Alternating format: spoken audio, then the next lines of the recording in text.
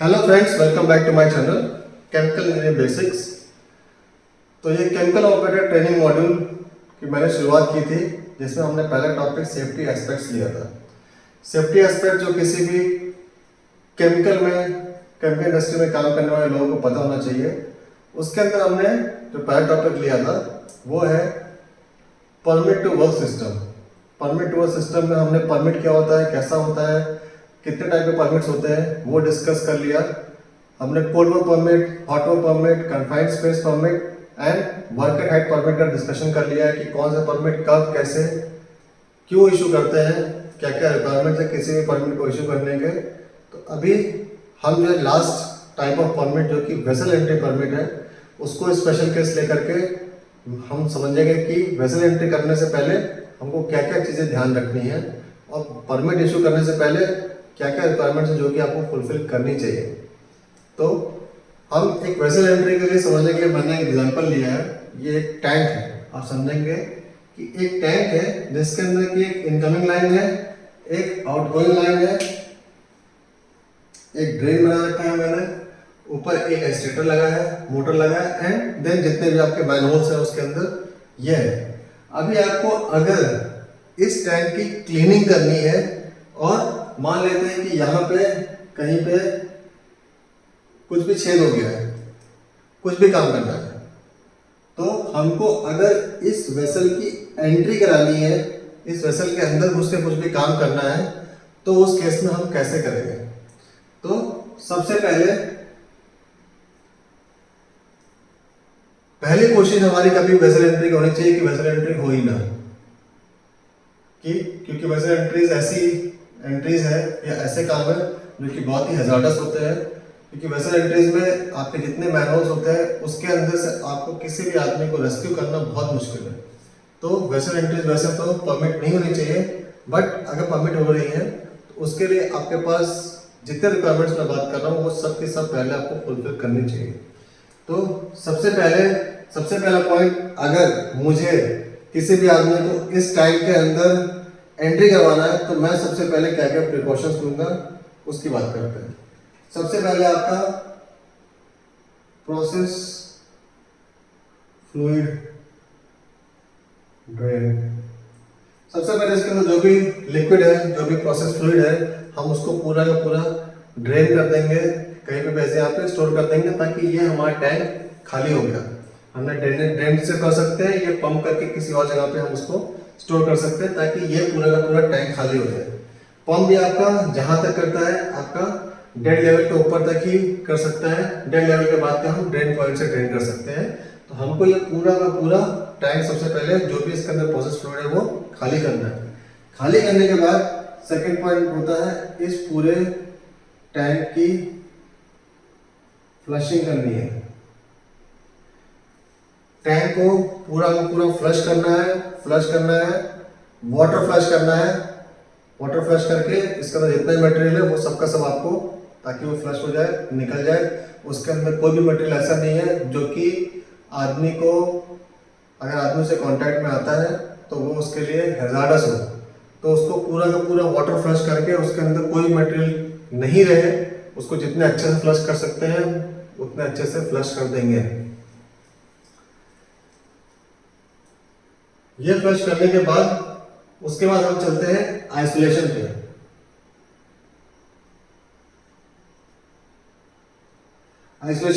सिर्फ आइसोलेशन की बात नहीं करूंगा। आइसोलेशन में आपके पास क्या क्या आता है, सबसे पहले आता है इलेक्ट्रिकल आइसोलेशन।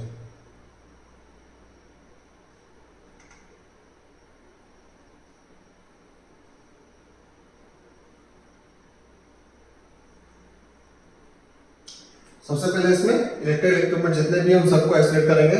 तो मेरे लिए इसके अंदर सबसे पहले एक मोटर लगा हुआ है जो आइसोलेटर को घुमाने का काम करता है। सबसे पहले इसको इलेक्ट्रिकली आइसोलेट करेंगे। इसके अलावा इससे कनेक्टेड जो पंप्स है, आपको लगता है आपको करना चाहिए तो आप इसको भी करवा सकते हैं। अगर आपको लगता है यहाँ से निकलने में आपको कोई और काम भी करना है, डाउन स्ट्रीम से अगर आपको करना है, ये वॉल यहाँ से नहीं होकर के आपको कहीं डाउन स्ट्रीम में आपको ये सिस्टम यूज करना है, तो ये यूसेज में है तो आपको ये पंप भी आपको इलेक्ट्रिकली आइसोलेट करना है तो कर सकते हैं। तो जितने भी आपके इलेक्ट्रिकल इक्विपमेंट इसमें जुड़े हुए हैं वो सब के सब आपको इलेक्ट्रिकल इक्विपमेंट्स को आइसोलेट करना है। देन आपका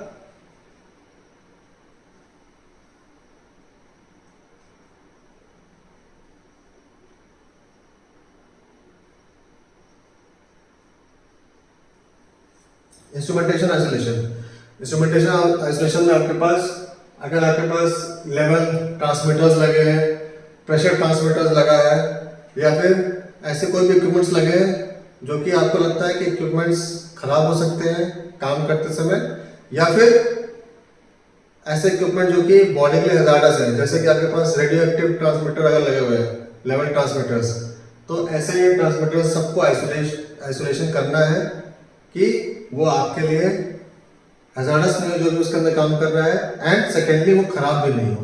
तो जितना, क्योंकि जितने भी आपके इंस्ट्रूमेंटेशन के जितने भी ट्रांसमीटर्स और ये सब होते हैं वो सब बहुत डेलिकेट होते हैं, तो वो खराब नहीं हो, इससे अच्छा है कि आप उनको आइसोलेट कर दीजिए या फिर अपनी जगह से निकाल लीजिए, बाद में वापस से लगा सकते हैं। तो इंस्ट्रूमेंटेशन आइसोलेशन हो गया। एंड थर्ड फिर आएगा प्रोसेस आइसोलेशन।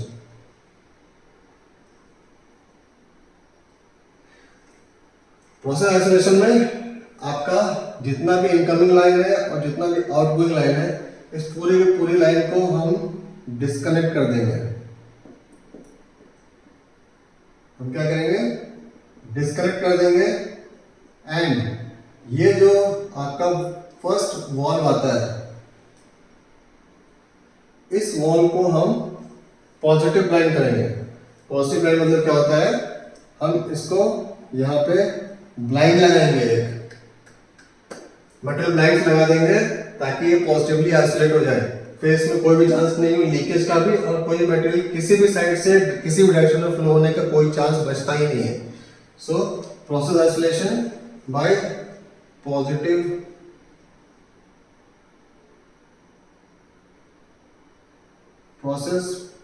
आइसोलेशन, इसको पॉजिटिव आइसोलेशन भी कहते हैं, जिसको कि हम यहाँ पे लिख सकते हैं कि ब्लाइंडिंग करनी है।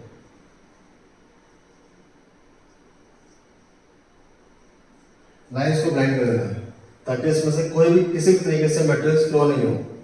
अब ये होने के बाद फिर हम क्या करेंगे? इसमें जितने भी आपके मैनहोल्स हैं, all manholes to be fully open, जितने भी मैनहोल्स हैं इसके अंदर सारे के सारे मैनहोल्स खोल कर दो। कोई भी मैनहोल लगाने की जरूरत नहीं है, वो पूरा का पूरा खोल करके आप अलग करके रख दीजिए कि उसके अंदर फुल एयर का पैसेज, एयर पास आउट होता रहे, ताकि अमाउंट ऑफ ऑक्सीजन उस वेसल के अंदर आपका नॉर्मल एटमॉस्फेरिक एयर के बराबर पहुंच सके। सो आपने क्या किया? आपने सारे मैनहोल्स को खोल के रख दिया है। अभी ये होने के बाद फिर आप क्या करेंगे? इसमें एक air line for air flushing,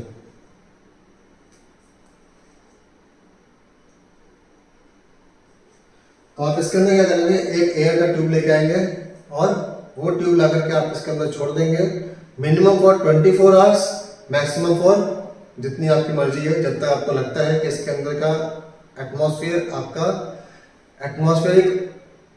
atmosphere के बराबर नहीं हो जाए, तब तक आपको इसको लगातार एयर फ्लश करते रहना है। ड्राई हो सकता है तो ड्राई हो जाए, नहीं तो इसके अंदर जितना भी वेपर्स है वो सब के सब इन मैनहोल से बाहर आ जाए, एंड ये आपका इसके अंदर का एनवायरमेंट इसके बाहर के एनवायरमेंट के जैसा हो जाए, जहाँ पे कि आदमी आराम से सांस ले सके, अमाउंट ऑफ ऑक्सीजन लेवल भी इसके अंदर हो जाए। ये सब होने के बाद आपने ये सब पूरा कर लिया। अब आप इसके अंदर से जिस भी दिन आप प्रिपरेशन करेंगे कि आपको वेसल एंट्री करानी है, उस दिन आप नॉर्मल कन्फाइंड स्पेस परमिट जैसे आप इशू करते हैं उसका प्रोसीजर फॉलो करेंगे। ये सारे सिस्टम्स फॉलो करने के बाद अब आप इसमें oxygen level, O2 level, LEL level, LEL percentage check करेंगे। देन जो आदमी कन्फाइंड स्पेस में एंट्री करता है उसी तरीके से आप कन्फाइंड स्पेस के डॉक्यूमेंट्स बनाएंगे कि आदमी कन्फाइंड स्पेस में एंट्री करने जा रहा है, ये भी एक कन्फाइंड स्पेस है, वो कन्फाइंड स्पेस में एंट्री करेगा, उसके लिए उसका हेल्थ कार्ड, उसका एक्सेप्टेंस लेटर एंड उसका ट्रेनिंग शीट्स बनी होनी चाहिए, फिर वो एंट्री करेगा, इसके अंदर जाएगा। एंड उसके अंदर आपको एक एयरलाइन वो हमेशा उसके अंदर डीपी रहेगी। ये जो आपने एयरलाइन फ्लशिंग पे लगाया था वो आपको निकालेंगे नहीं, जब तक काम करता रहेगा तब तक ये एयरलाइन अंदर ही वेसल के अंदर ही रहेगी।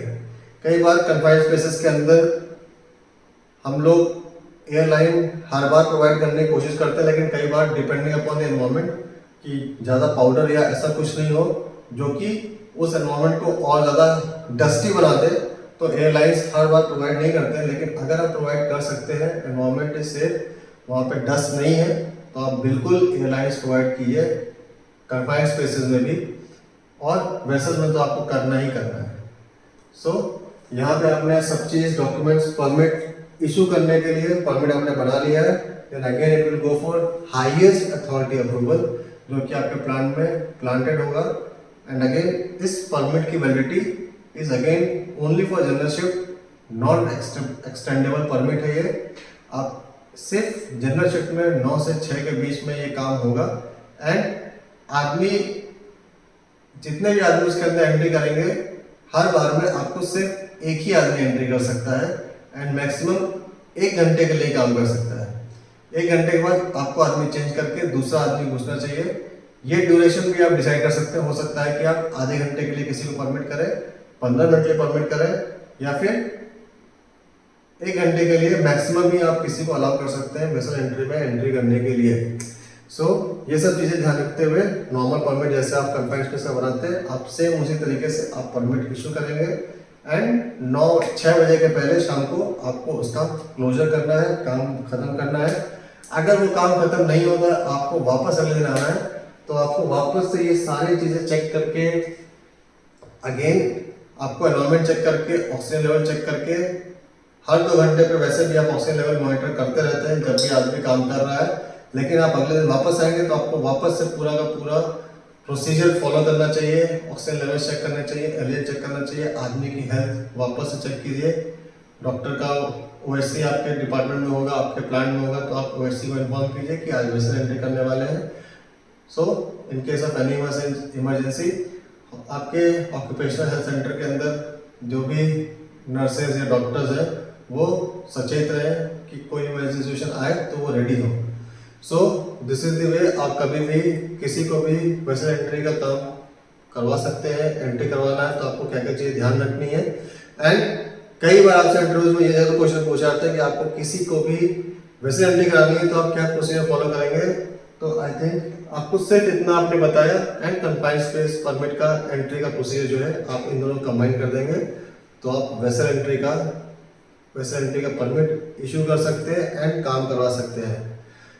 कन्फाइंड स्पेस का डिटेल क्या क्या चाहिए कन्फाइंड स्पेस में एंट्री करने के लिए वो मैंने पिछली वीडियो में आपको बता दिया है। आप कन्फाइंड स्पेस की एंट्री भी वहाँ से चेक कर सकते हैं थोड़ा और डिटेल में जानने के लिए। So I think that is all for now. कोई भी क्वेश्चन आपको लगता है कि मैंने कुछ छोड़ दिया है या कुछ भूल गया है या कुछ रह गया है, कोई पॉइंट ऑफ डिस्कशन है जो आप करना चाहते हैं, कमेंट बॉक्स में लिखिए, हम वापस से इस टॉपिक पे बात कर सकते हैं। Thank you.